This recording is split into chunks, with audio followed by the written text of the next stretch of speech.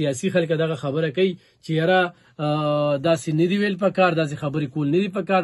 دې وخت کې افغان بارډر چې کوم دی نو څوک استعمالوي، د افغانستان د بارډر نه په موږ باندې حملې څوک کوي.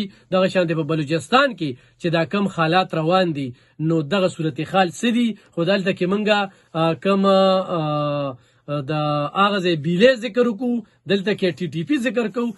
نو دغه صورتحال چې کوم دی نو مخې ته دي او بیا زموږ حکمرانان په دې کې هغه پالیسي بیان چې کوم ورکوي نو د ځان د بچ کولو لپاره ملک چې کوم دی هغه په دو کې لګوي. په دې هر څه ننني پروګرام کې خبرې اترې کوو. نصرت حسین توپان صاحب هرکلي درته یم په دغه پروګرام. ډېره مننه علب خان وایي ستاسو م او د ریډیو دلبر د پوره ټیم ډېره زیاته مننه. ملک د توپان صاحب ملک ریاض هم په ذهن کې راځي وي، د هغه نوم چې اخلي نام ډېره ګرانه ګردش دی. په هغې باندې به خبرې اترې کوو. په ننني پروګرام کې به کوو د القاده ټرست چې کوم دی نو اخمه حصه چې کومه ده هغه هم ده او خلکو به دا خبره کوله چې یاره په هغه باندې ولې خبرې نه کېږي، هغه ته څوک لاس نه اچوي. یو حقیقت دا چې میډیا مالکان یې ماړه کړو نو د هغه نوم اخیستل هغه ډېر ګران. په دې باندې هم خبرې اترې کوو. په بدامنۍ به راشو. څه نظر ساتئ په دې ملک کې چې کوم دی د کلونو راسې بدامني روانه ده، اټیکونه کېږي، حملې کېږي، لکه دې وخت کې زموږ پروسس له څه پکار دي؟ علب خان بھائی ډېره مننه، ډېره اهم ایشو دې راواغېسته. د بده مرغه زموږ په صوبه کې خصوصا حکومتونه هم داسې تېر شوي دی چې حکومت د دغې طبقې د دغې ډلې کومې ډلې چې په دې ملک کې زموږ په دې صوبه کې په بلوچستان کې د فساد ذمهوارو د هغه خلکو مرسته یې کړې ده. عمران خان په حکومت کې خبره کومه کله چې جنرال پیس چې نن سبا مطلب دا هغه د پوځ خپل اقتصادي عمل چې کوم دی نو هغې سره مخامخ دی.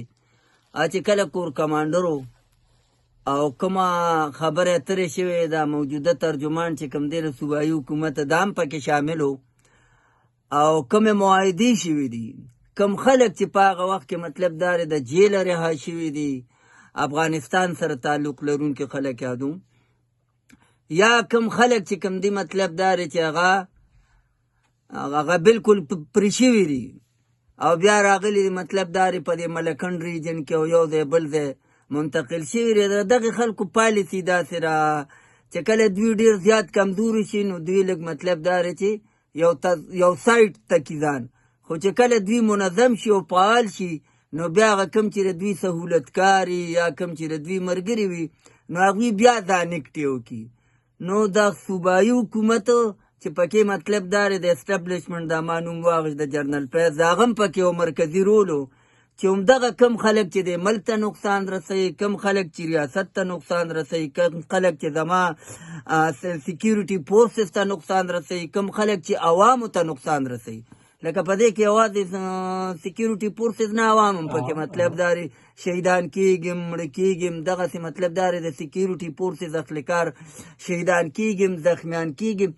داسې قسمه خلک چې کوم دي دا خو د کمپرومایز یا د جوړ توړ قابل خلک نه دي.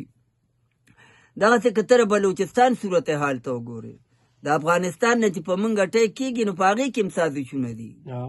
لکه په افغانستان کې زیات مداخلت د انډیا دی او د یو ډېر پلان لاندې مطلب دا هلته هم کارونه کېږي، هلته چې د افغانستان ګورنمنټ چې څه وایي چې یاره زموږ سرزمین به نه استعمالېږي او نه به استعمالېږي.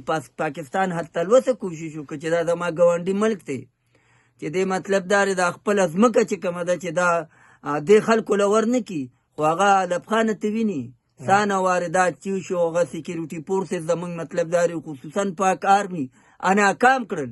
خو مقصد خو د هغې ځای نه و که نه، سرزمین خو هغه استعمالېده.